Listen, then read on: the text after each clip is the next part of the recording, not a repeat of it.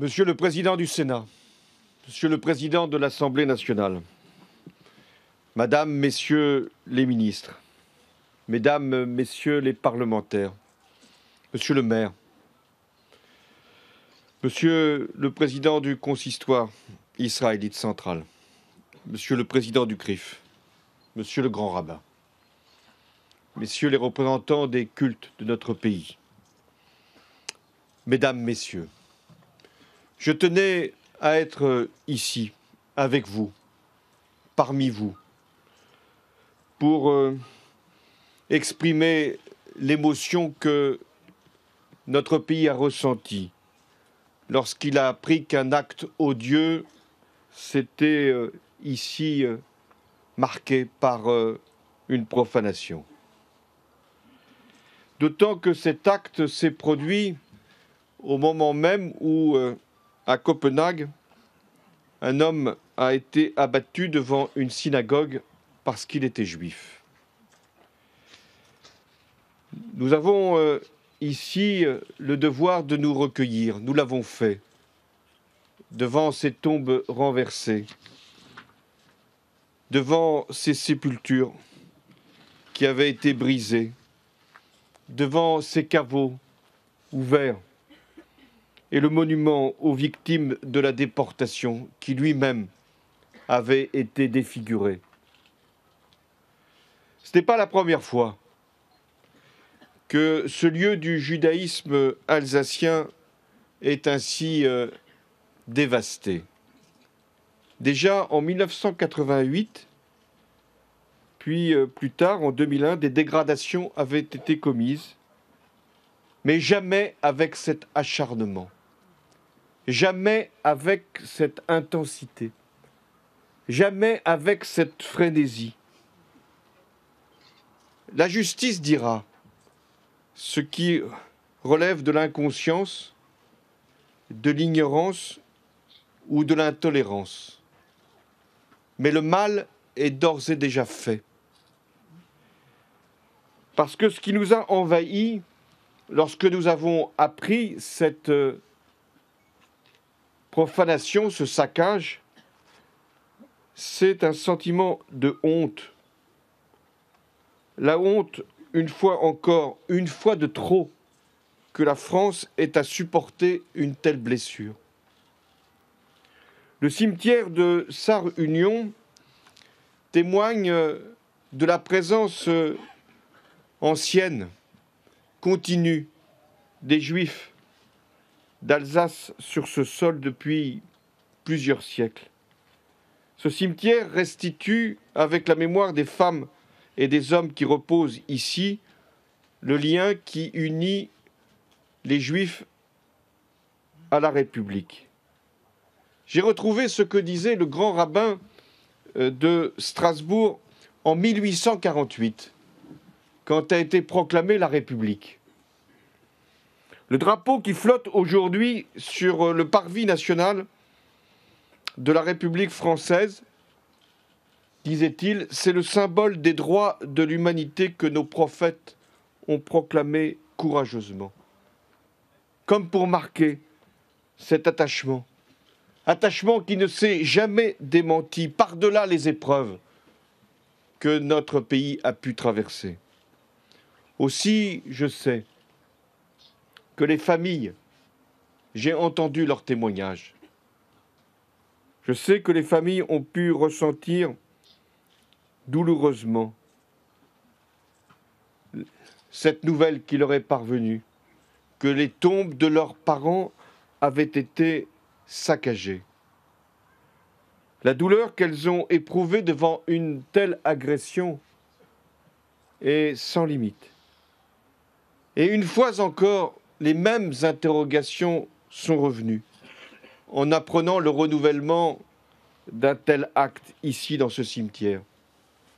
Comment comprendre l'innommable, l'injustifiable, l'insupportable? Le pire aurait été pour les plus hautes autorités de l'État de traiter l'atteinte faite à ces morts comme un simple fait divers. Un de plus. Non, car derrière cet acte, il ne s'agit pas d'un fait divers. Il ne s'agit pas d'un incident. Il ne s'agit pas d'une banale agression. Derrière ce qui s'est produit ici, c'est-à-dire dans ce cimetière, il y a l'expression des maux qui rongent notre République. La République, c'est le respect. Le respect que chacun d'entre nous doit à autrui, quelle que soit son origine, quelle que soit sa religion, quelles que soient ses convictions. La République, c'est le respect que chaque citoyen doit à la loi et aux institutions qui la représentent. La République, c'est le respect dû aux morts. Il n'est sans doute pas de sentiment plus enraciné en nous que le souvenir des défunts. S'attaquer à un cimetière, ce n'est pas simplement s'en prendre aux morts, c'est s'en prendre aux vivants. Dans la relation intime qu'ils entretiennent avec leurs parents disparus. Profaner, c'est insulter toutes les religions. Et c'est souiller la République. La République, la nôtre, la vôtre, ne peut pas accepter la haine. L'antisémitisme et le racisme. L'antisémitisme de notre temps ne prend pas seulement les formes hideuses des gestes assassins, ceux qui ont frappé à Paris, à Copenhague. Il y a aussi l'antisémitisme du quotidien, les insultes, les cris proférés au milieu de la foule, les inscriptions sur les synagogues, les agressions commises contre ceux qui portent la kippa sur le chemin qui les conduit à l'office. Il y a les menaces lancées sur Internet, il y a les théories du complot, le déni des crimes, les insinuations. Voilà toute cette boue qui se déverse depuis trop d'années sur notre pays. Notre pays, la patrie des droits de l'homme. Mais dans notre pays, et en disant cela, je mesure ce que nous pouvons ressentir les uns et les autres. Et en ma fonction de chef de l'État, encore davantage. Parce que cette réalité fait mal, parce qu'elle nous touche tous. Le nombre des actes et menaces antisémites a plus que doublé l'année dernière par rapport à 2013. Et il en va, hélas, de même pour tous les faits racistes, pour toutes les atteintes à la liberté de conscience. Liberté de conscience qui est le fondement même de la laïcité. Le nombre des actes dirigés contre les musulmans a atteint au cours du seul mois de janvier le niveau observé durant toute l'année précédente. 33 mosquées ont été concernées en un mois. Et toutes les religions sont concernées par ces profanations. J'ai retrouvé un chiffre, il fait mal lui aussi. Depuis 2008, le nombre de profanations de sépultures a augmenté de 40%. Tous les ans, ce sont plusieurs dizaines de cimetières qui sont dégradés et tous les cultes qui sont visés. Comment comprendre cette bêtise, cette folie, cette perte de tout repère et qui, finalement, doit nous faire poser la question comment des jeunes, des moins jeunes, peuvent-ils faire des actes aussi insensés dans la République française? On peut chercher toutes les explications, et il en faut. Mais il faut aussi des réponses. Et la fermeté est, dans ces circonstances, la seule réponse. Quiconque persistera en France à commettre des actes ou à proférer des messages de haine et d'incitation à la violence verra se dresser contre lui la République et ses lois. Quiconque se rendra coupable d'actes antisémites ou raciste sera inlassablement recherché, interpellé et condamné. Mais je veux aussi, m'adressant à vous, vous dire que dans la République, aucun Français, quelles que soient ses convictions, ne doit avoir peur. La République, elle est une et indivisible.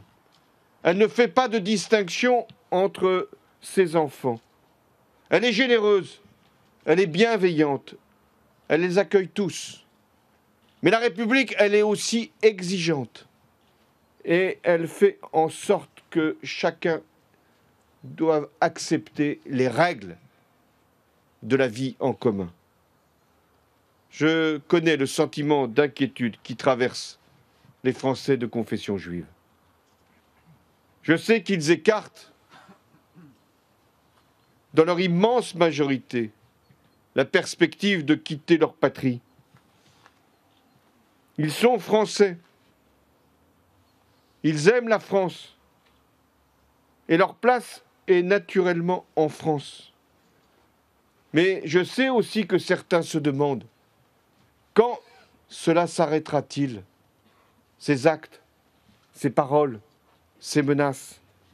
Je sais que certains, ouvertement, disent « Mais est-ce que l'on peut vivre encore en paix dans notre pays ?»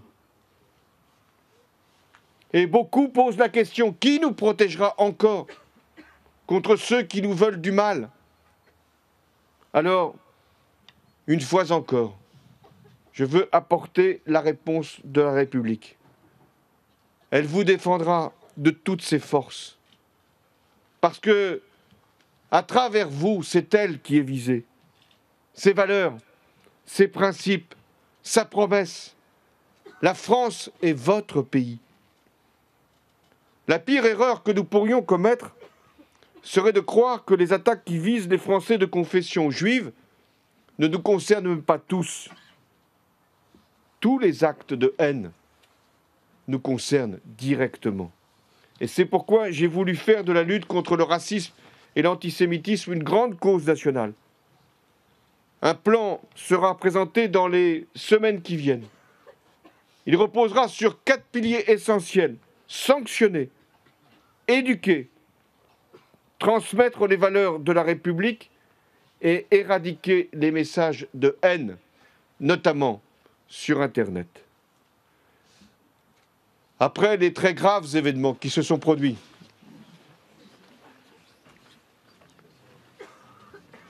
le 11 janvier, une protection des lieux de culte et des écoles a été activée par le ministre de l'Intérieur. Je m'interromps une seconde pour le maire de Sarre-Union, qui a été tellement éprouvé ces jours derniers et qui a eu à chaque fois une expression particulièrement juste pour parler des événements qui se sont produits dans sa commune. Et je vous demande de lui rendre ici l'hommage qu'il mérite.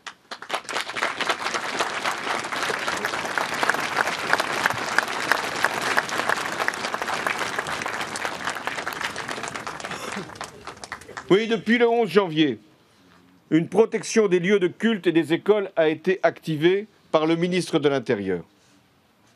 Ce dispositif sera maintenu autant que nécessaire et au niveau le plus élevé. Mais je pose cette question. Faudra-t-il que l'on mette des militaires devant des cimetières? Que l'on mette des policiers, des gendarmes partout auprès des lieux de culte? Il nous faut donc réagir. Et nous ne pouvons pas simplement avoir une réponse qui serait celle de multiplier les présences des forces de sécurité. C'est une longue lutte que nous devons engager. Elle passe par l'éducation, forcément par l'éducation, qui est le seul moyen d'éviter l'ignorance et la propagation de la haine. Mais, comme l'a dit le président du consistoire, la République n'est pas un principe abstrait. Ce n'est pas simplement des engagements, des mobilisations, des décisions qui relève des pouvoirs publics. C'est aussi la participation de chacun qui doit être ici sollicitée. Nous avons montré le 11 janvier, dans toutes les manifestations à travers la France, ce que notre pays est capable de faire, de se lever, de se mobiliser au nom de ses valeurs, d'écarter la peur, de lutter contre la haine. Eh bien, c'est ce même esprit d'unité, de rassemblement que je veux ici, une fois encore, devant ce cimetière, convoquer. C'est le sens de la cérémonie, qui est un moment de recueillement, oui, de réparation nécessairement, mais aussi de sursaut national, pour que, au-delà de ce lieu ici profané, nous soyons tous conscients de la lutte, du combat que nous devons engager. Nous devons le faire avec les principes de notre République, avec la laïcité, avec l'école, avec les règles aussi de la fermeté républicaine. Mais nous devons le faire aussi avec l'engagement qui est celui de tout citoyen dans la République. Je veux terminer par ce que nous disait François Mauriac pendant la Seconde Guerre mondiale, quand il s'interrogeait lui aussi sur ce qu'avait été capable de faire l'homme contre l'homme. Et il disait, quoi que nous observions de honteux autour de nous, ne nous décourageons pas de faire crédit à l'homme. Il y va de notre raison de vivre. Oui, ici, devant ce cimetière, ici, devant les habitants de la commune de Sarre-Union, ici, devant des hommes et des femmes de confession juive qui sont meurtris, ici, devant des citoyens de toute religion, de toute conviction, je veux vous dire que la République est forte, que la République sera plus forte que la haine, que la République est grande. Elle est grande par ses institutions, elle est grande par ses lois, elle est grande par son histoire. Elle est surtout grande lorsque les citoyens se lèvent, comme ils l'ont fait, comme vous le faites encore aujourd'hui, pour dire « Vive la République !» et vive la France.